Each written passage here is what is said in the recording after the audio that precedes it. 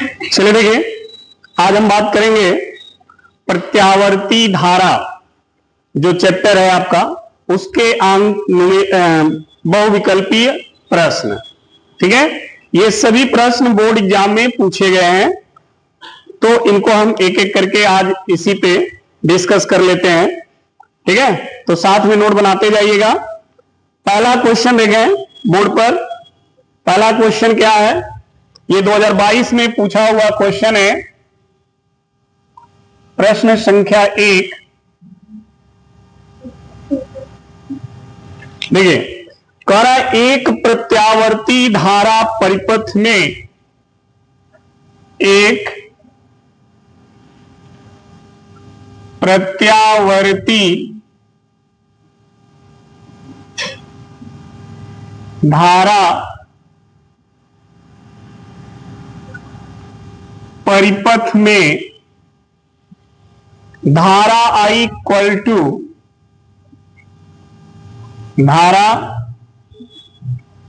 Equal to I nought sine omega t minus pi by 2 है।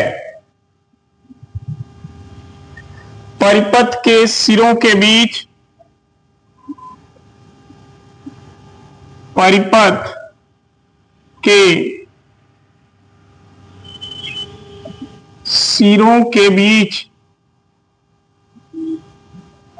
सिरों के बीच प्रत्यावर्ती विभव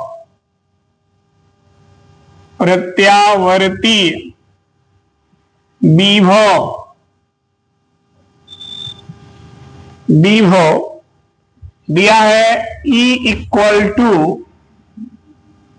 E nought sine omega t लगाया जाता है।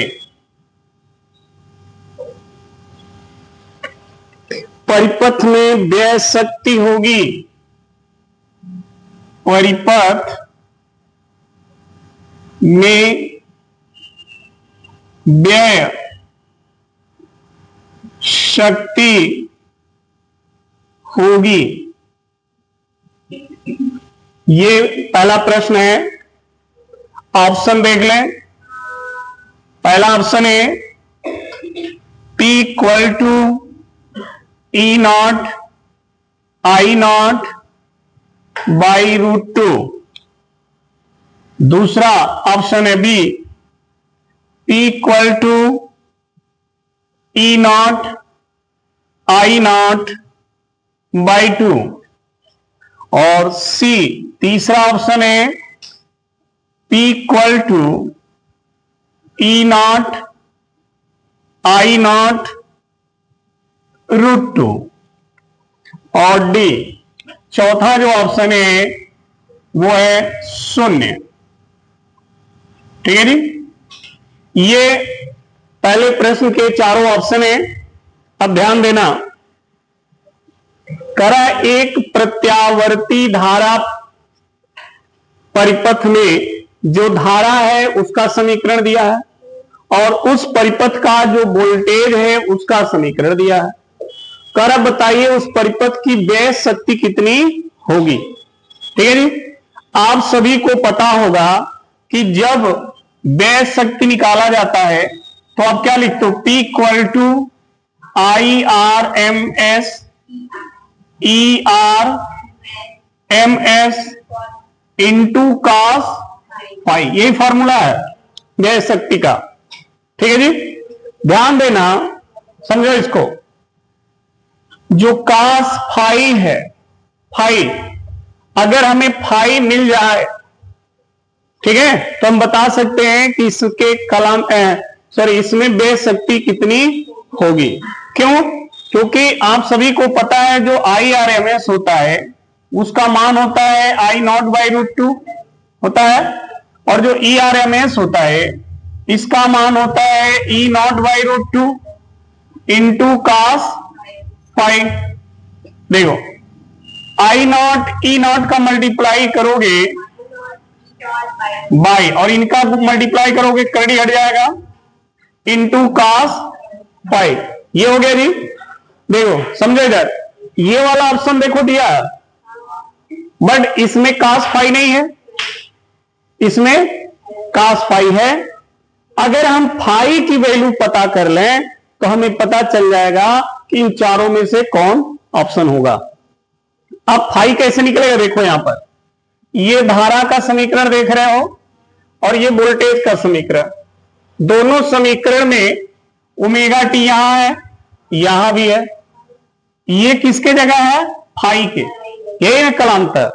फाई क्या होता है, कलांतर होता है, और इसमें कालांतर कितना है, तो चूंकि फाई का मान है पाई बाई, जब ये मान यहां रखोगे हो जाएगा कास पाई बाई, और कास पाई बाई 2 का मान, तो जब यहां 0 होगा तो ये पूरी वैल्यू क्या हो जाएगी जी, तो बेस शक्ति क्या हो जाएगी, 0। समझ में आई बात।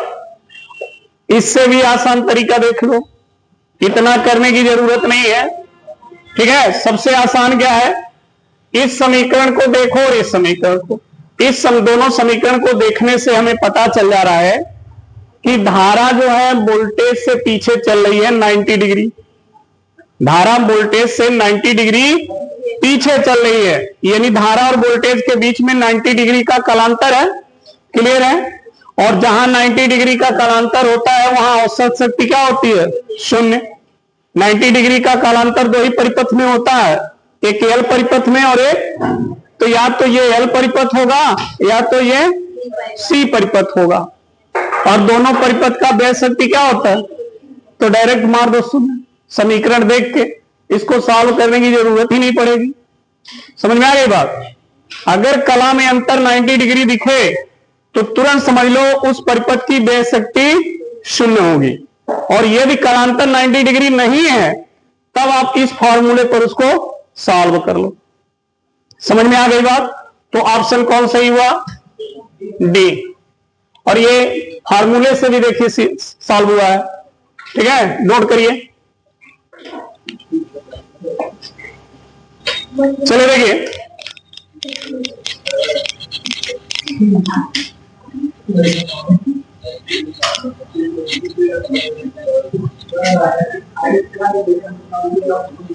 चलो देखो दूसरा प्रश्न है,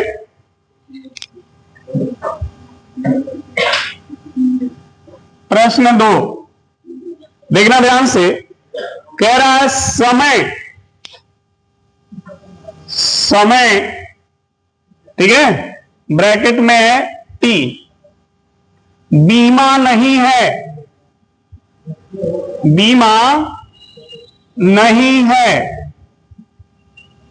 ठीक।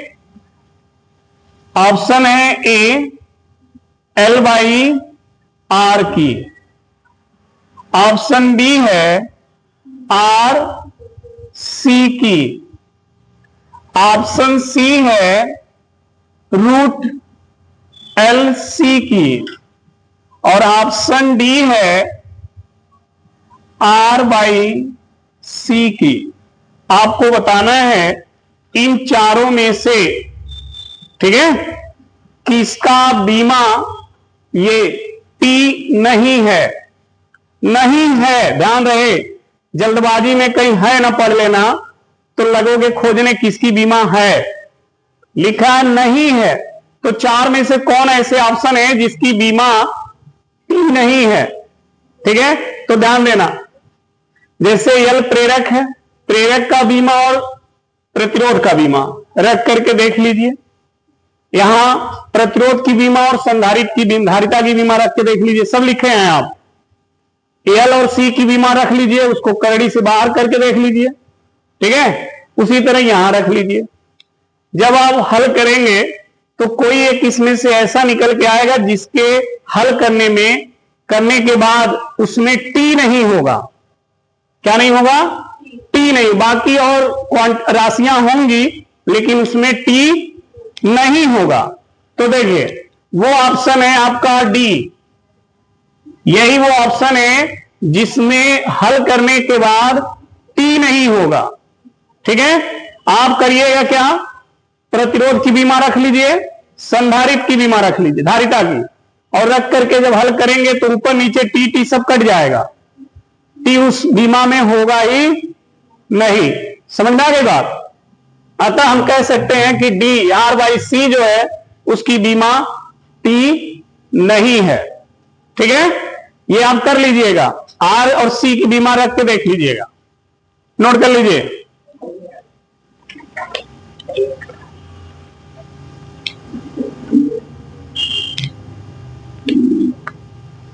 चलिए अगला प्रश्न देखें।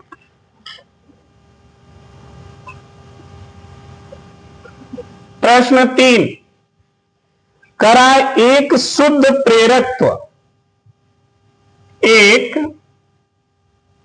शुद्ध प्रेरकत्व में औसत शक्ति, औसत शक्ति, ठीक है, क्षय, औसत शक्ति क्षय होती है। देखिए ऑप्शन है, ए है 1/2 LI का स्क्वायर, बी है 2LI का स्क्वायर, सी है 1/4 LI का स्क्वायर, और डी है 0। ठीक है जी, करा है एक शुद्ध प्रेरकत्व में, शुद्ध प्रेरकत्व का मतलब एल परिपथ, समझ आएगा, एल परिपथ का, ठीक है, औसत व्यय शक्ति कितना होता है, बताओ। एल परिपथ का औसत व्यय शक्ति कितना होता है, 0 होता है। क्यों? क्योंकि एल परिपथ में धारा और वोल्टेज के बीच कितने का कालांतर होता है, 90 डिग्री। और अभी हमने पहला क्वेश्चन यही बताया है कि जब कालांतर 90 हो जाए जिस परिपथ का, उस परिपथ का व्यय शक्ति क्या होता है। तो ऑप्शन कौन होगा, ये होगा। ठीक है जी,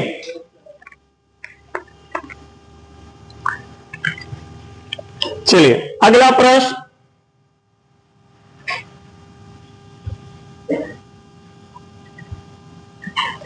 करा अनुनाद की स्थिति में,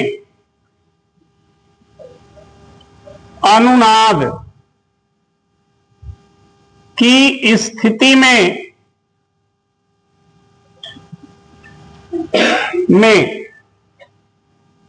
LC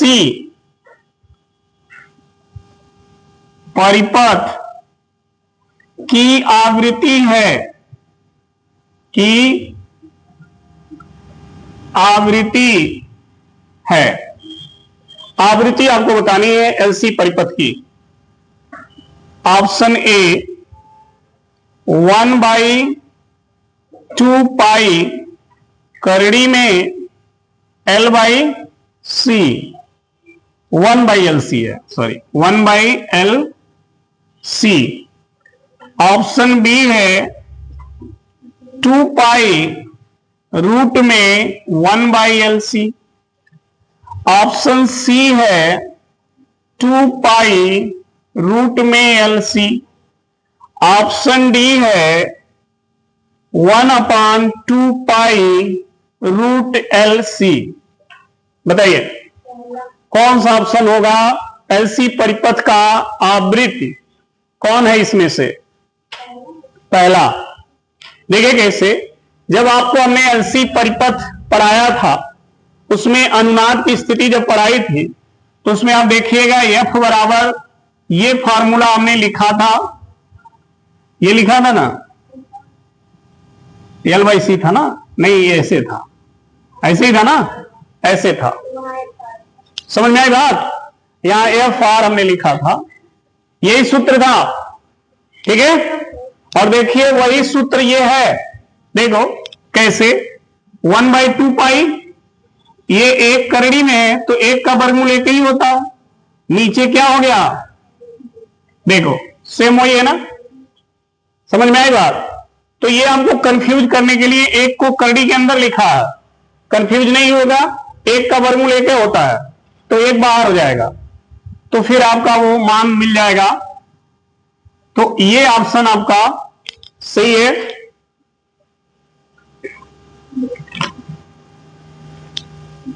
अगला प्रश्न,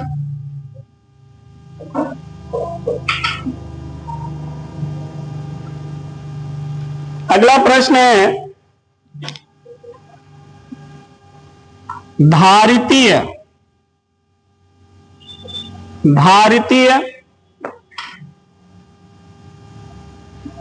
परिपथ में धारा विभवांतर का मतलब वोल्टेज, ठीक है, के ऑप्शन है ए अग्रगामी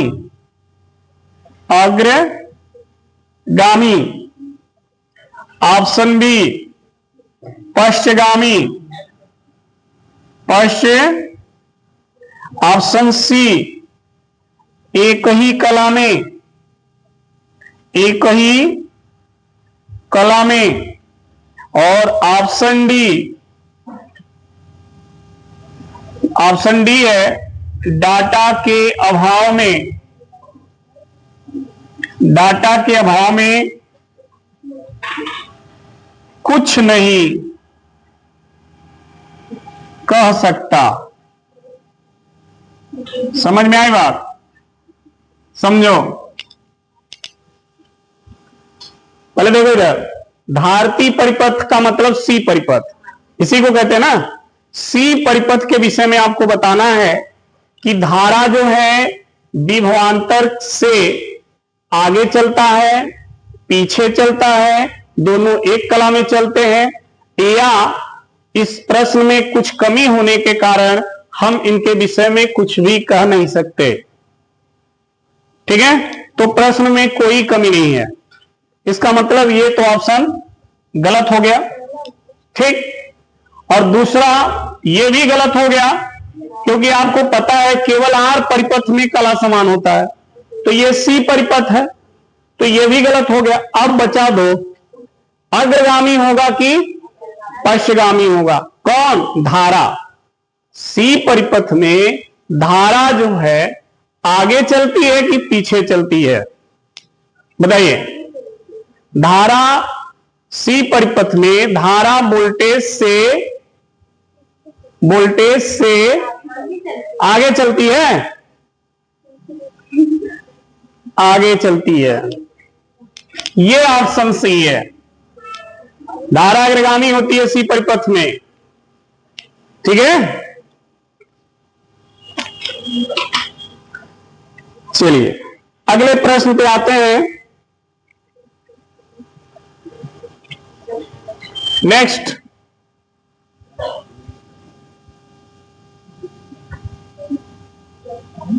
सेवन कह रहा है एक एलसीआर, अच्छा है, ओ सॉरी, एक एलसीआर परिपथ को, बात ना करें, एक एलसीआर परिपथ को प्रत्यावर्ती धारा के स्रोत से जोड़ा गया है। अनुनाद की स्थिति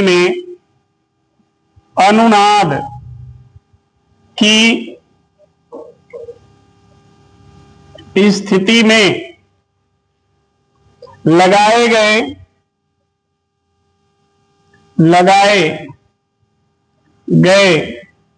विभवांतर यानी वोल्टेज एवं प्रवाहित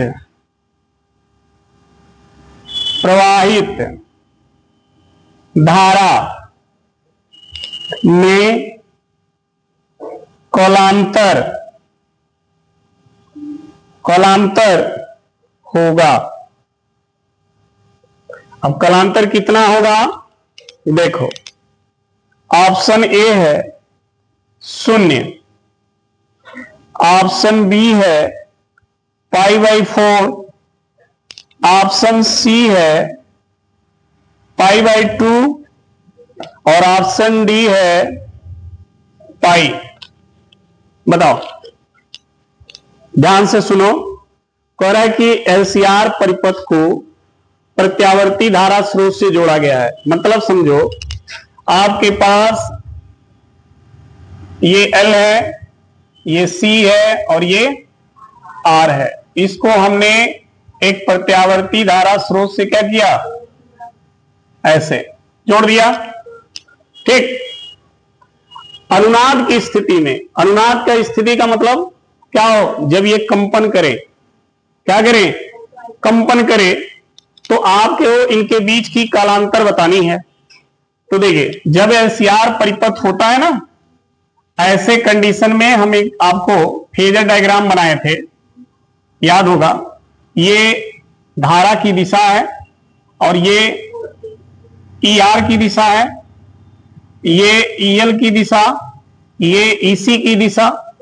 इन दोनों का अंतर जो था वो EL माइनस EC था। फिर ऐसे हमने बनाया था और ये था फाई, यही था ना। इसी फाई को निकालना है। फाई निकालने के लिए, ठीक है, दूसरी चीज देखिएगा, ये अनुनाद की स्थिति में है, अनुनाद की स्थिति में। तो अगर ये परिपथ कंपन कर रहा है, इसका मतलब है कि जो XL है और ये जो XC है वो क्या हो जाएंगे? बराबर बराबर होंगे ना। XL और XC क्या होंगे भाई? LC अनुनाद पढ़े हो ना। तो ये दोनों जब बराबर होते हैं तभी तो ये कंपन करता है, तभी तो हम FR निकालते हैं। याद आई बात? तभी तो ये फॉर्मूला निकल के आता है। तो जब XL और XC बराबर होंगे, इसका मतलब होगा कि IEL और IXC, सॉरी EC, यही होगा ना। बोलो भाई, ये प्रेरकीय प्रतिघात और ये प्रेरकीय धारतीय प्रतिघात है। तो ये दोनों जब बराबर होंगे, इसका मतलब हो गया, देखो, R बराबर क्या होता है? V/I। इसका मतलब हो गया EL/I और ये हो गया EC/I। यानी I दोनों तरफ कट जाएगा, EL बराबर EC, यानी EL और EC दोनों क्या हो गए? तो ये EC है और ये दोनों बराबर हो गए। ठीक है, तो बताओ इनके बीच कला में अंतर कितने का है? बोलो। 180। देखो है, यहां पर देखो, ये है पाई। ठीक है जी, 180 डिग्री होगा। क्यों? अगर ये अनुनाद की स्थिति नहीं होती तब कालांतर दूसरा हो जाता, लेकिन लिख रहा है कि ये अनुनाद की स्थिति में है। तो जब ये अनुनाद में होंगे तो XL XC बराबर होंगे, और XL XC तभी बराबर होंगे जब दोनों की दिशा एक दूसरे के ठीक क्या होगी? विपरीत होगी। और जब दोनों एक दूसरे के ठीक विपरीत दिशा में होंगे तो उनके बीच कोण कितना बनेगा? 180 बनेगा। तो कालांतर 180 हो जाएगा।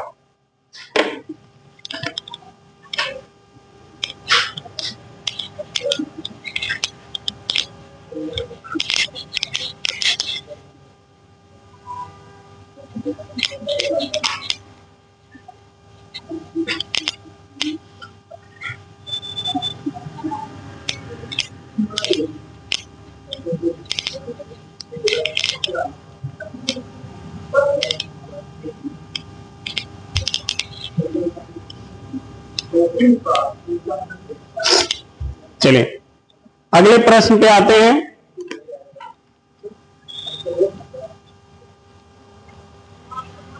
प्रश्न 7।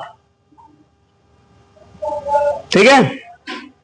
कोरा यदि L तथा R, यदि L तथा R क्रमशः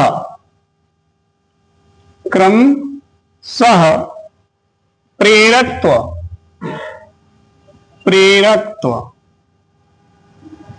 ठीक एवं प्रतिरोध, प्रेरक एवं प्रतिरोध है तो ठीक है जी, L/R का मात्रक होगा। इसका मात्रक बताना है आपको। ऑप्शन नंबर 1 S पे -1, option B MS, option C only S और ऑप्शन डी ओनली M। देखो, एस का मतलब होता है सेकेंड, एम का मतलब होता है मीटर, ठीक है। अगर केवल एस लिखा है तो मात्रक केवल सेकेंड है, और यदि सेकेंड एस पे -1 लिखा है तो इसका मतलब मात्रक प्रति सेकेंड है, और एम एस लिखा है तो मीटर सेकेंड है, केवल एम लिखा है तो मीटर है, ठीक। अब आपको बताना है कि L/R का मात्रक कौन होगा। तो ध्यान देना, एल का विमीय सूत्र लिखना, एल का मात्रक, ठीक है। और वो एल का मात्रक कैसे लिखोगे, एल बराबर क्या होता है, E बटा DI/, यहां से भी लिख सकते हो, ठीक है। और आर का तो मात्रक आपको पता ही है, अरे भाई एक तो ओम होता है ना, एक क्या होगा V/I, यहां से भी होगा। तो ओम केवल लिख दोगे तो कहां उसमें मीटर सेकंड मिलेगा, नहीं मिलेगा। तो इस फार्मूले पे हमको लिखना होगा, ठीक है। इस फार्मूले पे आर का मात्रक और इस फार्मूले पर एल का मात्रक, ठीक। लिख करके इस L/R के रूप में उसको रखिए, उसको जो कट रहा है उसको काटिए, तो फाइनली बचेगा केवल सेकेंड। तो L/R का मात्रक क्या होगा, सेकेंड होगा, ठीक है।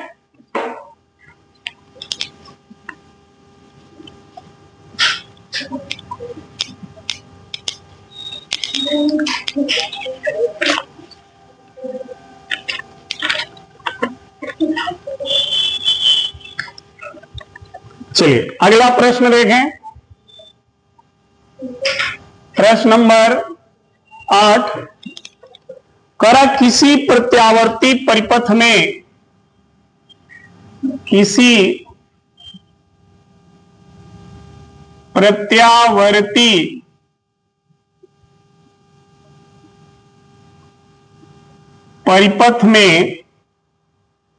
शक्ति गुणांक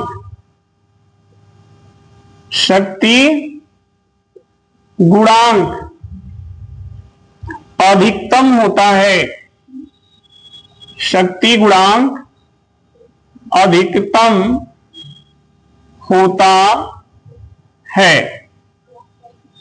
जब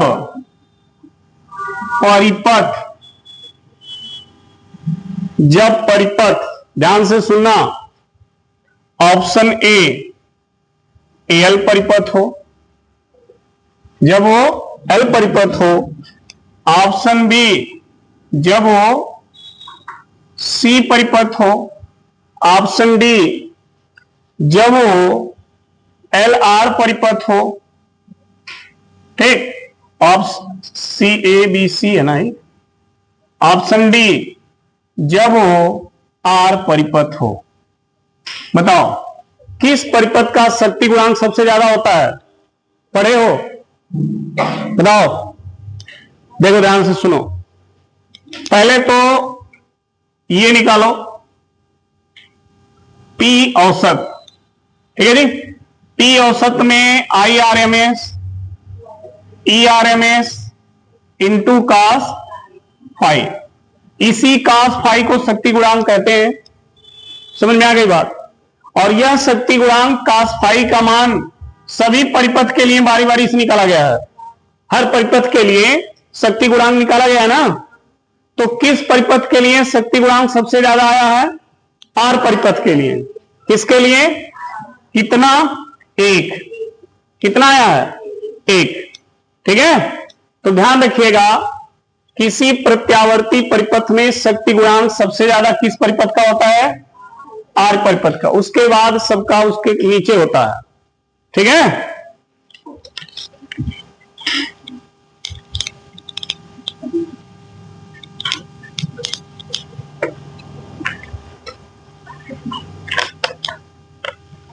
चलिए अगला प्रश्न।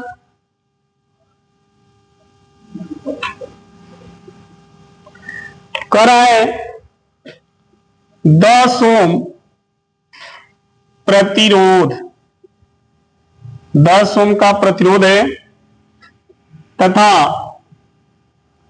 10 हेनरी प्रेरकत्व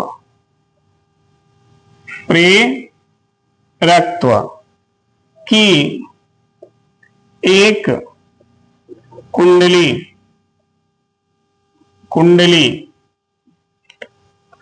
50 वोल्ट की बैटरी से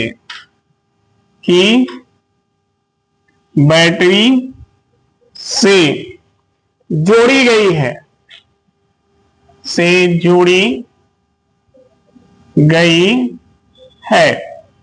ठीक है जी। कुंडली में संचित ऊर्जा, कुंडली में क्या निकालना है? संचित ऊर्जा होगी। कितनी ऊर्जा संचित होगी कुंडली में? Option A 125 joule, option B 65.5 joule, option C 250 joule, option D 500 joule. ठीक है, प्रश्न को ध्यान से देखो, कुछ समझ में आ रहा है? नहीं आ रहा? देखो पहले तो प्रश्न देखो, ये परिपथ कौन है? एलआर परिपथ है, क्योंकि इसमें प्रतिरोध और कुंडली दोनों लगे हैं, तो ये एक एलआर परिपथ है। ठीक है जी। एलआर परिपथ में प्रेरक दिया है 10। देखो कैसे इसको हल करोगे। एल दिया है 10 हेनरी, आर दिया है 10 ओम दिया है, और भी दिया है 50 वोल्ट। तो आई कितना होगा जी? ओम के नियम से आई बराबर भी बटा आर, यही होता है ना।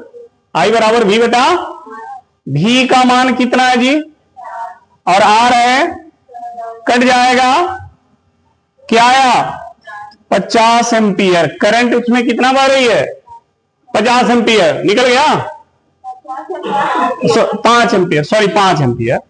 Okay, 5 ampere. ठीक, पूछ रहा हूं ऊर्जा बताइए। तो संचित ऊर्जा U बराबर हाफ एल आई स्क्वायर होता है, पढ़े हो ना। तो 1/2 एल का मान 10, और आई कितना आया है? स्क्वायर, 2 से कट गया, 25 का 5 का स्क्वायर, कुल कितना आया जी? ऑप्शन कौन? ठीक है, नोट करो, नोट करो।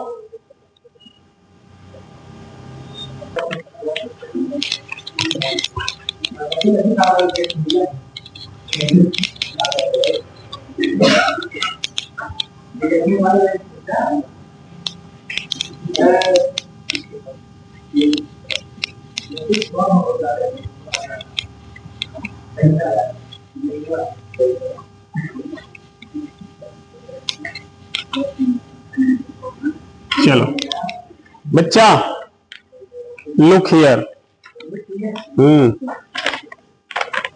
चलो देखो अगला क्वेश्चन। कैट हुआ? नोट हो ये 10 नंबर।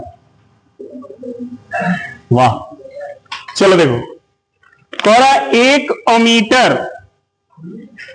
एक ओमीटर का प्रत्यावर्ती, एक मीटर का प्रत्यावर्ती धारा परिपथ, धारा परिपथ में पाठ्यांक 4 एम्पियर है। ठीक, परिपथ में धारा का शिखर मान होगा। कितना शिखर मान होगा? ऑप्शन है 4 एम्पियर, दूसरा है 8 एम्पियर, तीसरा है 4√2 एम्पियर और चौथा है 2/√2 एम्पियर। चलिए बता दो। देखो ध्यान से सुनो, जब भी इस प्रश्न को हल किया जाता है ना, तो पहले तो ये समझ लो अमीटर है का, अमीटर परिपथ में प्रवाहित धारा को मापता है। ठीक है, और जब अमीटर परिपथ में प्रवाहित धारा को मापता है तो धारा का कौन सा मान जो है वो बताता है? IRMS। उसका शिखर मान नहीं बताता है, धारा का वर्ग माध्य मूल मान को मापता है वो अमीटर। इसका मतलब अमीटर ने जो 4 एम्पियर पाठ्यांक दिया है वो किसका मान है? समझ में आ गई बात? ये है। और आपसे पूछ रहा है शिखर, तो पता तो होगा ही IRMS बराबर क्या होता है? I0/, ये होता है। हमें I0 चाहिए, इसका इधर गुणा कर दीजिए, IRMS इंटू रूट। IRMS का मान करड़ी में देखो कहीं दिख रहा होगा, है? दिख गया? ये लो ऑप्शन, लगाओ जल्दी से। बहुत अच्छे बच्चे हो तुम लोग।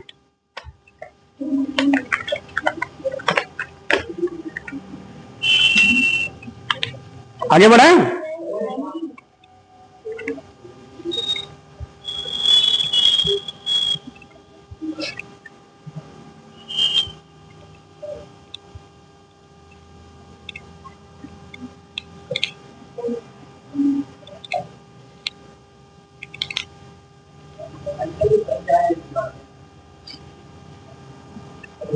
बेटा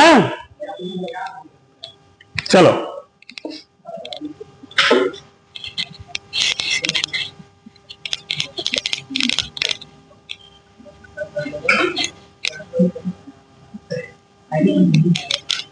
चलो देखो प्रश्न नंबर 11। करा 220 वोल्ट के, 220 वोल्ट के क्या प्रत्यावर्ती, ठीक है, स्रोत में शिखर वोल्टेज, ठीक है, होगा। अब कितना होगा? नंबर ए 220 वोल्ट, बी है 160 वोल्ट, सी है 310 वोल्ट और डी है 440 वोल्ट। शिखर वोल्ट निकालना है। ठीक है, क्या करोगे? देखो ये किसका मान है? VRMS का 220। आपसे पूछ रहा है V0, करा V0 बताओ, और V0 बराबर VRMS बराबर पढ़े हो ना, V0/√, यही है। तो V नॉट बराबर VRM इंटू रूट VRMS और करड़ी में 2। देख लो ये आ गया। अब समझो, ये ऑप्शन में कहीं नहीं दिख रहा होगा, तो ये नहीं कि ऑप्शन में गलत है। तो लोग बहुत जल्दी कह रहे, अरे गुरुजी ऑप्शन गलत डाले देना है। ऑप्शन गलत नहीं है। आप करड़ी में 2 का मान 1.44 रख दो, ठीक है, 1 और गुणा कर लो, गुणा करके देख लो। 220 में 1.44 0 8 8 0 8 8 0 2 2 0 8 6 1 3। देख लो कहीं ऑप्शन मिल रहा होगा इसमें 316 है ना? नहीं, लगभग में यही है, लगभग में आंसर है ये। हाँ, ये लगभग में यही आएगा 310 वोल्ट। क्यों? देखो क्यों आएगा, क्योंकि ऑप्शन में यहां लिखा, हमने नहीं लिखा है, ऑप्शन में यहां लिखा है लगभग, हम लिखे नहीं है, ऑप्शन दिया लगभग में, ठीक है, तो लगभग 310 वोल्ट।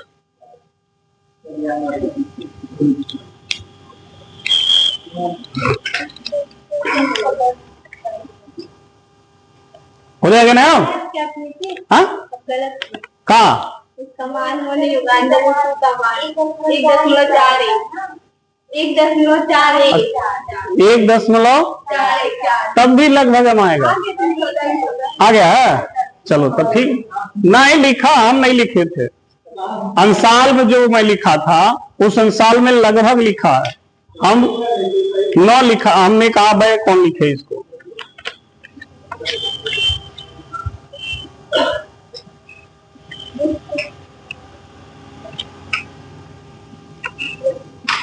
हो गया?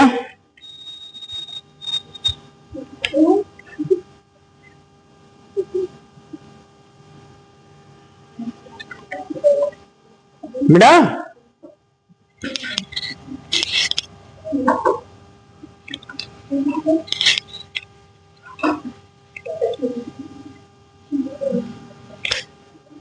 बेटा जी,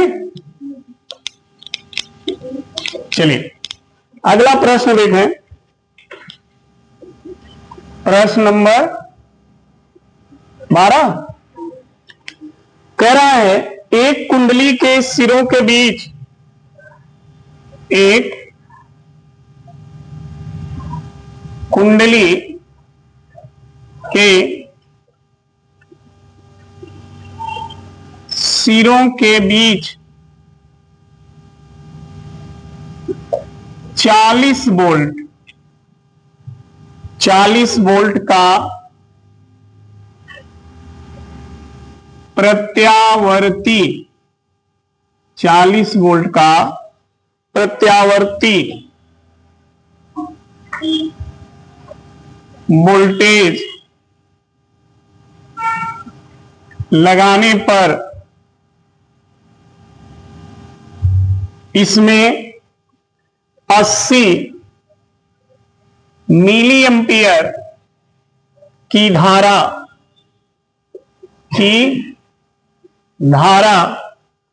प्रवाहित होती है,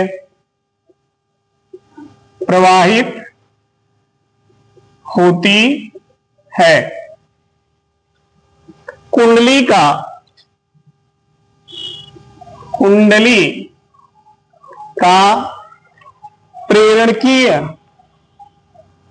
प्रेरणिक प्रतिघात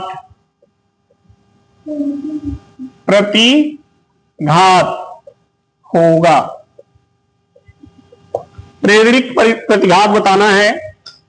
option A 20 ohm, option B 3.2 ohm, option C 2 milli ohm और ऑप्शन डी 500 ओम। ये 4 ऑप्शन है, देख लो कौन ऑप्शन होगा पहले हल करें इसको। देखो वोल्टेज दिया है जी कितना, 40 वोल्ट, ठीक है। और धारा दिया है जी आई 80 मिली एम्पियर। इसको पहले एम्पियर में बदल लो, 1000 से भाग दे दोगे, ये किस में बदल गया जी, एम्पियर में। भी और आई दे दिया। कुंडली में प्रेरणिक प्रतिघात आपको बताना है। प्रेरणिक प्रतिघात क्या होता है बताओगे? हाँ, एक्सेल, एक्सेल होता है ना। और एक्सेल बराबर क्या होता है, ओमेगा इंटू एल। तो हाँ, प्रेरणिक प्रतिघात निकाल लिए ना। एक कुंडली के सिरों के बीच 40 वोल्ट का प्रत्यावर्ती वोल्टेज लगाने पर इसमें 80 मिली एम्पियर की धारा प्रवाहित हो रही है, तो कुंडली में प्रेरणिक प्रतिघात बताइए। तो देखो समझो इसको, ओम का जो नियम है, ओम का वो क्या है जी, V बराबर आई इंटू आर, यही होता है। ये तब यूज होता है जब प्रतिरोध हो और प्रतिरोध के सिरों का वोल्टेज हो। लेकिन यहां प्रतिरोध के जगह पर क्या है, कुंडली है, तो आर की जगह क्या लिखोगे, एक्सएल लिखोगे और वोल्टेज रहेगा। तो एक्सएल बराबर क्या हो गया जी, हो गया भी का मान कितना है जी, और आई कितना है, 80 गुणे 10 पे माइनस, देखो इससे ये कट जाएगा, 1/2 आएगा, गुणे 10 पे ऊपर चल जाएगा। फिर 2 से 1 में भाग दोगे, 0.5 इंटू 10⁻³ ओम, ठीक है। तो प्रेरणिक प्रतिघात कितना हो गया, 0.5 इंटू 10⁻³ ये ऑप्शन में नहीं है, इसको और हल कर रहे हैं। तो देखो इसमें क्या करो, 1000 से गुणा कर दो, ठीक है। देखो ये +3 है, 1000 से ऊपर और 1000 से नीचे।